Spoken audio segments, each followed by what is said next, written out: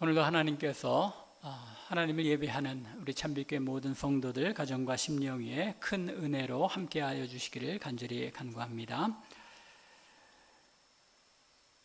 오늘 우리가 사무엘하 마지막 장을 읽었는데 사무엘서, 사무엘상과 사무엘하 역사서 중에서도 좀 독특한 책이죠.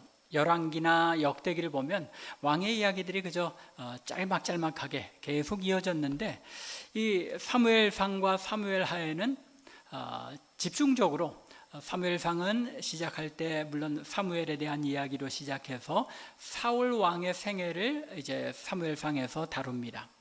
그리고 사무엘하에서는 아주 구체적으로 다윗의 삶에 대하여 상세하게 기록하는 가운데 하나님께서 바라시는 하나님 나라가 어떤 것인지, 또 하나님께서 원하시는 하나님 나라의 왕의 모습은 어떤 것인지를 우리에게 자세하게 알려줍니다. 역사의 이야기이기도 하지만 결국 또 하나님께서 하나님의 백성들에게 하나님의 뜻은 이러한 것이다 라고 알려주는 그러한 귀한 하나님의 자기 계시의 말씀인 것입니다. 특별히 사무엘하에서는 다윗이라는 한 개인의 삶 속에 하나님께서 어떻게 역사하셔서 그를 왕으로 준비시키시고 왕으로 세우시며 또 그를 통하여 하나님의 나라 이스라엘 왕국을 어떤 모습으로 이루기를 원하셨는지를 기록하고 있습니다. 하나님께서는 사무엘하를 기록한 역사가의 기록을 통해서 보다 정리된 하나님 나라의 계획과 섭리가 무엇인지를 드러내신 것입니다.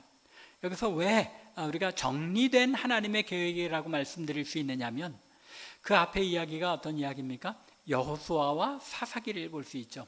여호수아나 사사기에 보면 좌충우돌하는 물론 가나안 정복을 하나님의 명령에 따라서 정복하는 여호수아서이긴 하지만은 아직 하나님 나라로서의 참 모습을 이루지 못한 그러한 이스라엘 백성의 모습을 기록하고 있죠.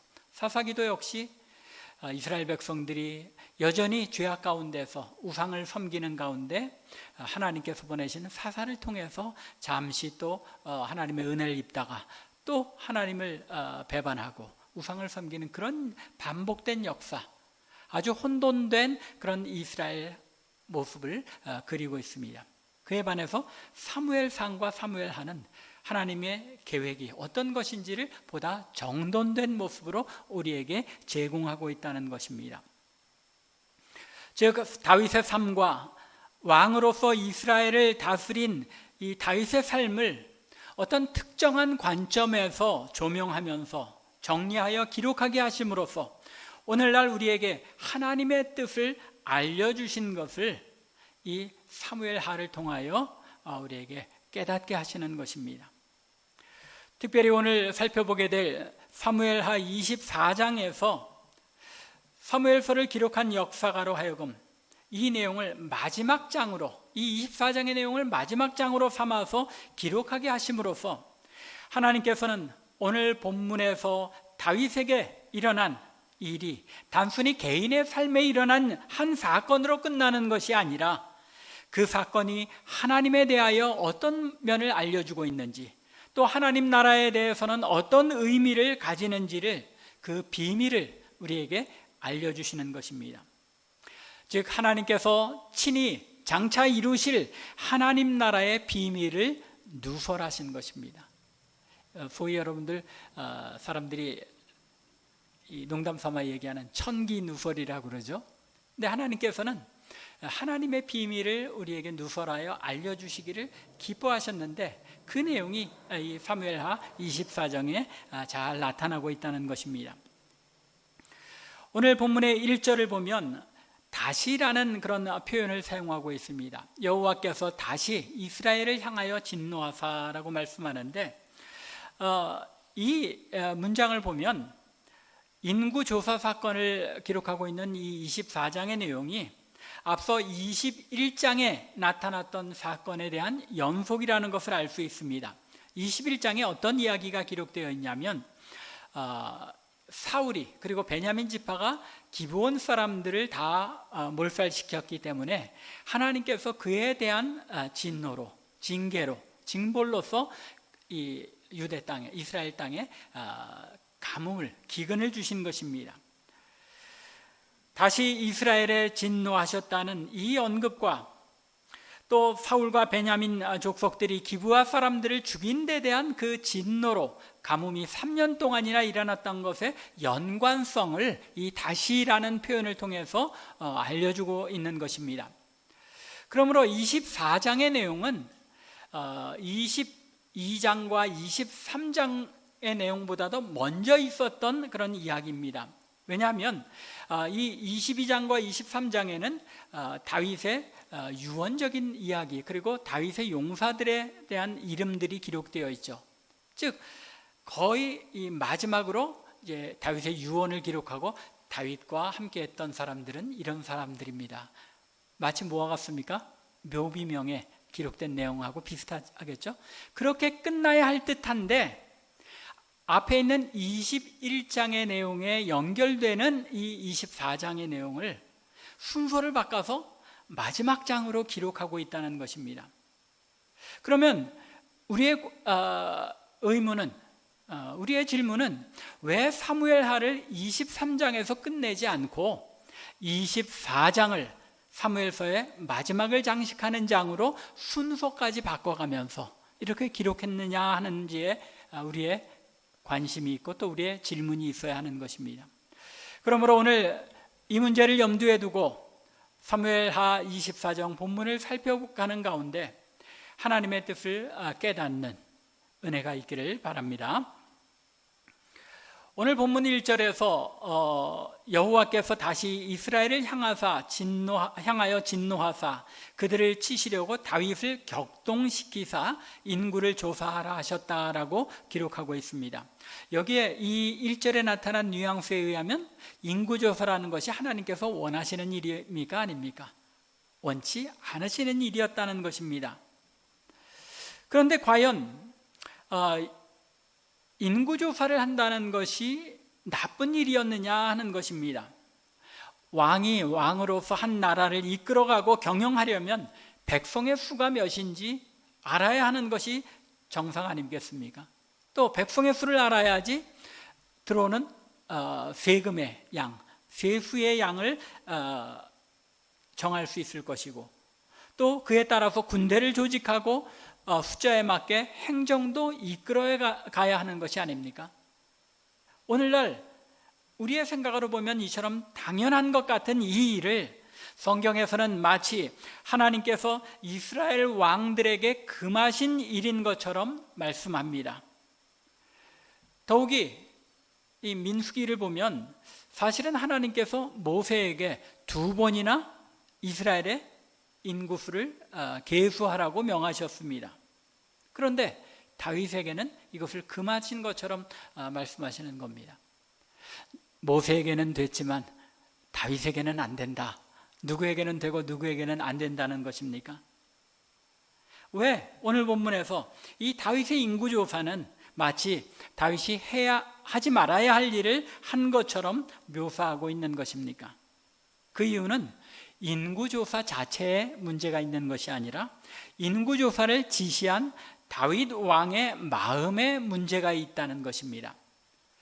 다윗은 많은 백성의 수요를 확인함으로써 자신이 가진 군사의 수요와 자신이 이룬 국력을 과시하려는 교만한 마음에서 인구조사를 지시하였던 것이기에 여기에 문제가 있었다는 것입니다. 평생을 하나님의 뜻을 잘 헤아리며 하나님의 마음에 기뻐하시는 왕으로 통치하였던 다윗입니다. 그런데 이 다윗이 이제 말년에 자신의 업적을 과시하려는 교만한 마음을 가지고 인구조사를 명하였다는 것입니다. 3절을 보면 이 명령을 받은 요압 장군조차도 왕이여 왜 하나님께서 기뻐하시지 않으실 일을 왕이 행하려고 하십니까? 라고 다윗을 만류합니다. 그럼에도 불구하고 다윗이 요압과 군대 사령관들을 재촉하였기 때문에, 즉 왕의 명령을 엄히 준수할 것을 명하였기 때문에 이제 요압이 장군들과 함께 가서 이스라엘 인구를 조사하게 됩니다. 그 결과 8절과 9절에 나타난 바에 의하면 군대 사령관들이 자그마치 9개월 20일에 걸쳐서 온 이스라엘의 인구를 조사합니다.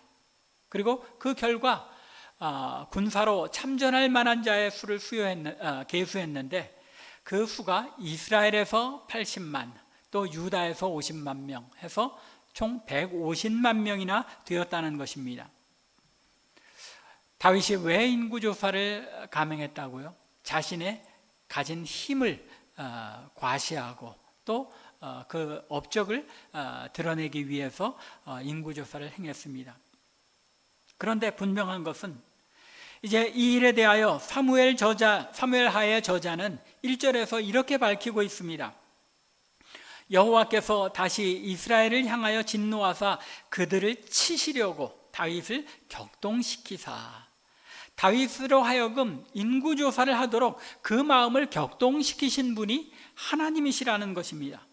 그리고 그 목적은 이스라엘에게 진노를 내리시는 데 있었다는 것입니다. 하나님께서 이스라엘에게 벌을 내리시려고 다윗의 마음에 인구조사를 하려는 생각을 주신 것이라면 그 죄는 다윗의 죄가 아니지 않습니까? 그러나 10절을 보면 뭐라고 기록하고 있습니까? 다윗은 자신이 인구조사를 행함으로써 여호와께 큰 죄를 범하였나이다 하고 자복합니다. 죄의 원인이 하나님께 있는 것처럼 보이는데 다윗은 그것이 자신의 죄였다고 고백을 합니다. 이에 대한 해결 방법, 어떻게 우리가 이 말씀을 이해하고 받아들여야 하느냐에 대한 해답은 역대상 21장에 암시되어 있습니다. 21장 1절을 보면 사탄이 일어나 이스라엘을 대적하고 다윗을 충동하여 이스라엘을 계수하게 하니라.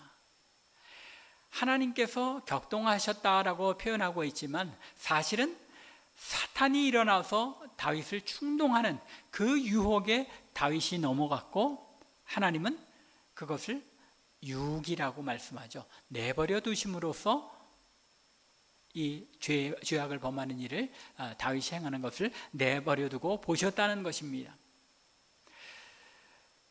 다윗은 그 유혹에 넘어가 인구조사를 명하는 죄를 범하게 되었다는 것입니다.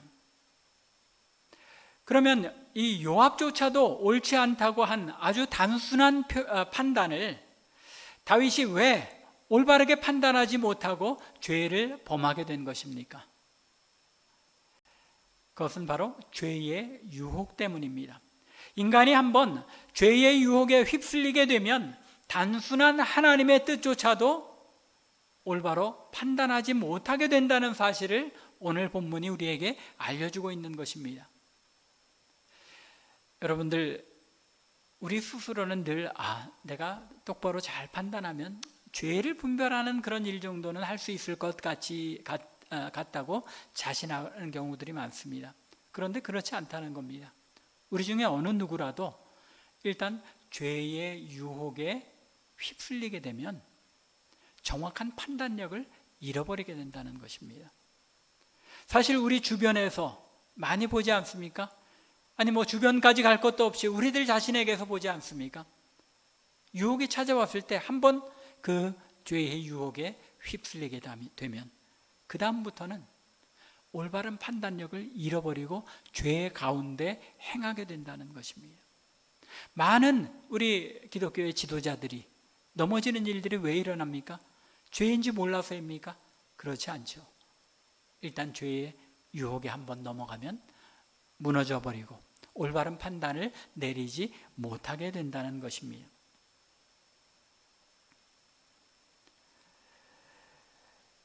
다윗이 이렇게 죄의 유혹 가운데 올바로 판단하지 못한 것은 하나님께서 다윗으로 하여금 죄를 범하도록 죄의 유혹에 넘어가는 그 다윗을 내버려 두셨기 때문인 것입니다. 왜 내버려 두신 것입니까? 1절에서 분명하게 언급하는 것처럼 하나님께서 이스라엘을 벌하시려는 이 계획을 바로 이 일을 통하여 하나님께서 하나님의 뜻을 이루기 위해서 그렇게 행하셨다는 것입니다. 압살롬과 세바의 난 때 하나님께서 세우신 왕과 하나님의 나라를 배신하며 반역에 나선 백성들의 그 불순종을 징계하시고 벌하시려는 것입니다. 사탄이 다윗을 유혹하는 것을 내버려 두심으로써 하나님의 신비한 섭리와 계획을 이루려 하셨던 것입니다. 이것이 하나님께서 오늘 본문에서 누설하신 첫 번째 비밀입니다. 하나님께서 어떤 방식으로 인간의 삶에 그리고 우리의 삶에 개입하여 역사하시는지 그 비밀을 오늘 이 24장에서 다윗의 이야기를 통해 우리에게 알려주시는 것입니다. 우리가 죄악을 범할 때 그 죄에 대한 징계와 벌로서 하나님께서는 우리가 죄의 유혹에 넘어가는 것을 유기하시고 내버려 두신다는 것입니다. 얼마나 큰 불행입니까? 죄 때문에 죄에 대한 징계를 받는데 그 징계를 받는 것이 또다시 죄에 대한 유혹으로 우리가 빠져들어감으로써 하나님께 징계를 받고 또 벌을 받는다는 것입니다. 이러한 하나님의 신비한 계획은 이어지는 내용들에서 더 분명하게 드러납니다. 뒤늦게 자신이 범죄하였음을 깨닫고 고백하는 다윗에게 하나님께서 선지자 갓을 보냅니다. 11절이죠. 그리고는 이 선지자 갓을 통하여 다윗에게 세 가지 재앙을 제시하며 그 가운데 하나를 택하게 하십니다. 그 세 가지가 무엇입니까? 온 나라에 7년의 기근이 임하는 것을 택하겠느냐, 아니면 다윗 자신이 석 달 동안을 원수들의 손에 쫓기는 것을 택하겠느냐, 그것도 아니면 온 땅에, 이스라엘 온 땅에 사흘 동안 전염병이 임하는 것이 더 낫겠느냐, 이 세 가지 가운데서 택하라는 것입니다. 14절과 15절을 보면 다윗은 사람의 손에 빠져 심판을 당하는 것보다는 하나님의 손에 재앙을 당하는 것이 낫겠다고 대답합니다. 물론 첫 번째 것도 하나님의 손에 재앙을 당하는 것이지만 기간적으로 사흘 동안만 이 재앙이 임하는 것인 세 번째 안을 택한 것입니다.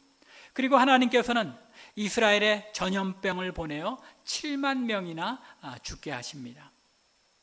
하나님의 손에 당하는 심판을 택한 이 다윗의 선택은 일단 죄를 뉘우치게 된 다윗에게 믿음의 선택을 할 영적 판단력이 회복되었다는 것을 우리에게 알려줍니다. 죄 가운데 있을 때에는, 죄의 유혹에 넘어갔을 때는 올바르게 판단하지 못하는데, 우리가 일단 내가 죄를 범하는 것을 깨닫고 뉘우치게 될 때에 하나님의 성령께서 우리에게 믿음으로 판단할 수 있는, 영적으로 판단할 수 있는 올바른 판단력을 회복시켜 주신다는 것입니다. 그렇게 우리에게는 죄를 범할 때에 빨리 돌이켜 회개하는 것이 중요하다는 것입니다. 그래야만 올바른 영적 분별력을 가지고 판단하고 하나님 앞에 돌아올 수 있기 때문인 것입니다. 하나님께서 왜 이렇게 이해하기 힘든 상황으로 다윗과 하나님의 백성들을 인도하시는지 이해하기가 쉽지 않습니다. 그러나 여기까지 사무엘하 저자가 강조하는 중요한 내용이 무엇입니까? 하나님은 죄를 벌하시지 않고는 넘어가지 못하시는 분이라는 사실입니다. 이것이 두 번째 하나님의 비밀 누설인 것입니다.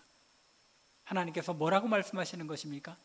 나는 반드시 죄악에 대하여 그 책임을 묻는다는 것입니다.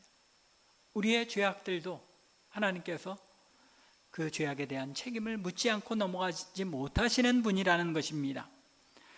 다윗과 하나님께 대하여 반역을 일으켰던 백성들의 죄, 곧 압살롬과 세바의 난 때 반역에 동참하였던 그 죄를 그냥 넘어가실 수 없는 분이 하나님이시고, 또 다윗 왕의 인구조사를 행한 이 교만한 죄를 그냥 내버려 두실 수 없는 하나님이시라는 것입니다. 그래서 이스라엘 백성들과 다윗에게 그들의 죄에 대한 책임을 물으시고 재앙으로 그들에게 죄의 값을 물으시는 것입니다.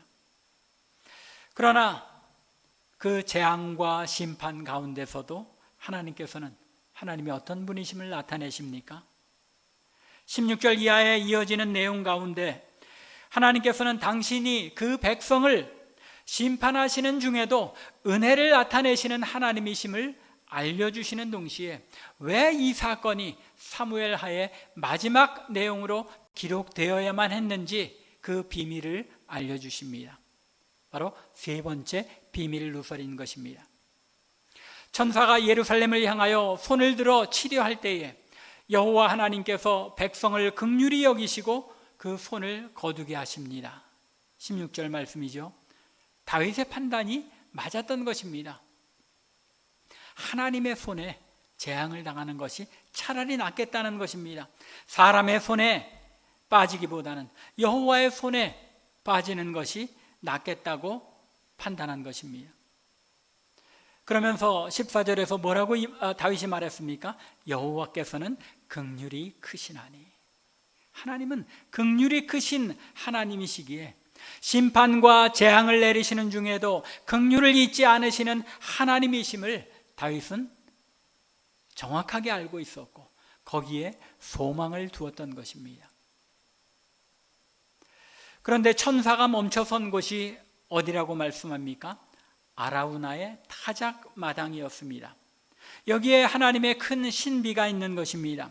천사가 멈춰선 곳이 아라우나의 타작마당이었고 그곳이 바로 예루살렘 성 바로 앞이었다는 것입니다.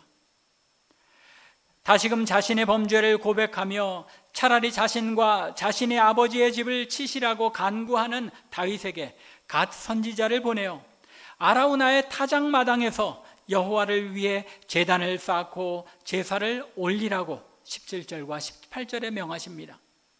그리고 다윗은 하나님께서 갓 선지자를 통하여 명하신 대로 아라우나의 타작마당으로 올라갑니다. 아라우나는 자신의 타작마당과 뗄나무와 소 등 필요한 모든 것을 자신이 무상으로 제공하겠다고 하지만 다윗은 아라우나에게 절대로 값없이 받는 것으로 제사를 드리지 않겠다고 합니다. 계속 이어지는 20절 이하의 내용이죠. 자신들의 죄에 대한 값을 치르고 산 제물로 하나님께 제사를 드려야 죄에 대한 올바른 속죄가 이루어지게 된다는 것을 다윗은 너무나도 잘 알고 있었던 것입니다. 자신의 죄값을 자신이 그 값을 치러야 한다는 것을 다윗이 알고 있었던 것입니다. 그리고 25절에 나타난 바와 같이 하나님께서 자신들의 죄에 대한 속죄의 제사를 올린 백성들과 다윗의 죄를 용서하십니다. 여기에서 우리가 보다 주의를 기울여야 할 것은 왜 아라우나의 타작마당에서 이 일이 일어났느냐 하는 것입니다. 그리고 그 의미가 과연 무엇이냐 하는 것입니다. 단순히 다윗과 이스라엘 백성이 행한 범죄를 하나님께서 용서하신 것에 대한 이야기가 아니라 이 사건이 어디에서 일어났느냐가 굉장히 중요한 의미를 지닌다는 말입니다. 아라우나의 타작마당이 어디입니까? 역대하 3장 1장을 보면 이렇게 기록하고 있습니다. 솔로몬이 예루살렘 모리아산에 여호와의 전 건축하기를 시작하니 그곳은 전에 여호와께서 그의 아버지 다윗에게 나타나신 곳이요 여부수 사람 오르난의 타작마당에 다윗이 정한 곳이라. 여기에 오르난이 누구입니까? 아라우나입니다. 이게 어떤 학자들은 이 아라우나는 여부수의 그 이름으로 여부수식으로 발음한 것이고 이 아라우나를 히브리식으로 표현한 것이 오르난이라고 주장하기도 합니다. 여하튼 이 두 인물이 동일 인물이라는 것은 분명합니다. 그런데 그곳에 성전을 지었고 그 결정을 누가 내렸다고 합니까? 다윗이 결정을 내렸다는 것입니다. 다윗이 오늘 사무엘하 24장에서 일어난 이 일에 대하여 분명하게 그 마음에 감동이 있었다는 것입니다. 이 아라우나 타작마당에서 일어난 일이 다윗에게 굉장히 획기적인 그 마음에 감동을 주었기 때문에 다윗이 이곳을 성전의 자리로 터로 정하였다는 것입니다. 그리고 이 역대하 3장 1절 말씀은 이 아라우나 오르난의 타작마당이 또 어디라고 말씀하고 있습니까? 모리아산이라고 말하고 있습니다. 모리아산, 우리 참빛교회 성도들 정도면 모리아산이 어떤 산인지 잘 아시죠? 모리아산은 아버지 아브라함이 그 아들 이삭을 번제로 바치려 했던 산입니다. 창세기 22장에 이 이야기 속에서 이삭을 바치는 아버지 아브라함의 모습 속에서 하나님께서는 그 아들 예수 그리스도를 우리를 위하여 죽게 하실 그 사건을 이 모리아산에서 상징적으로 보여주신 것입니다. 그리고 그 후대에 이 아라우나의 타작마당이 된 그곳에 하나님께서 다윗의 백성과 그리고 다윗의 죄를 속죄하기 위하여 드린 번제와 화목제를 받으시고 하나님께서 저들을 용서하셨다는 것입니다. 그리고 바로 그곳에 예루살렘 성전이 세워졌고 후일에는 아들이신 예수 그리스도를 우리의 죄를 위하여 희생제물로 십자가에 달려 죽게 하심으로써 우리의 죄를 용서하신 것이 바로 아라우나의 타작마당인 것입니다. 아라우나의 이 타작마당에서 하나님께서 당신의 백성들을 긍휼히 여기시고 거기에 희생 제사를 그곳에서 드리게 하신 것, 무엇을 보여주시는 것입니까? 예수 그리스도를 보내셔서 우리를 위해 모리아산에서 이 아라우나의 타작마당에서 죽게 하실 것임을 하나님께서 알려주신 것입니다. 아라우나의 타작마당은 십자가 사건을 예표로 보여주는 구원의 장소인 것입니다. 하나님께서는 이렇게 하나님 자신의 비밀을, 구원의 비밀을 우리에게 누설하여 알려주신 것입니다. 다윗은 이 비밀을 깨달았기에 그곳을 성전터로 삼았던 것입니다. 말씀을 맺겠습니다. 사무엘하 저자가 아라우나 타작마당에서 다윗과 백성들을 향한 하나님의 심판과 재앙이 끝났다는 이 이야기를 사무엘서의 마지막으로 기록한 목적이 무엇인지 이제 분명히 드러납니다. 후일 당신의 백성의 속죄를 위하여 오실 하나님의 아들이 희생제물로 드려짐으로써 하나님의 진노가 그치고 화해가 이루어짐으로써 온전하게 이루어지게 되는 하나님 나라를 그 마음에 그리며 사무엘하가 끝이 나는 것입니다.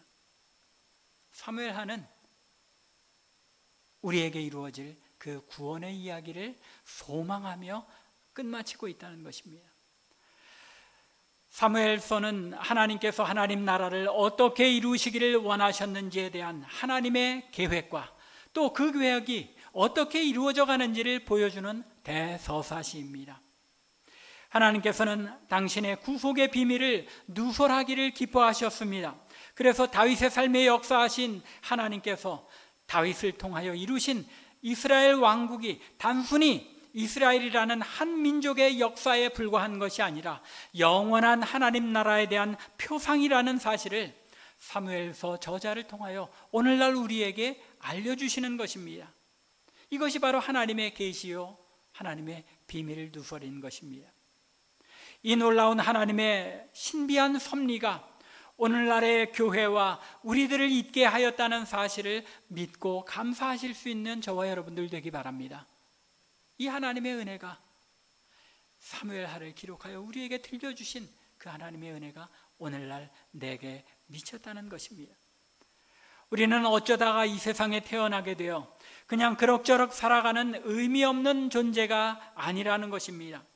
하나님께서 놀라운 섭리와 계획 속에서 우리의 구원을 위하여 우리가 하나님의 백성으로 이 세상에서 하나님의 뜻을 깨달아 알고 그 뜻을 이루어드리는 고귀한 존재로 불러 세우셨다는 것입니다.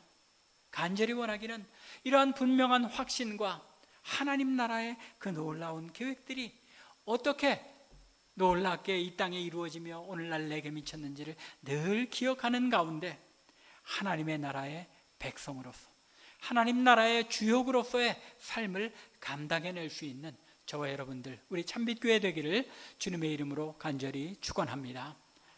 기도하겠습니다.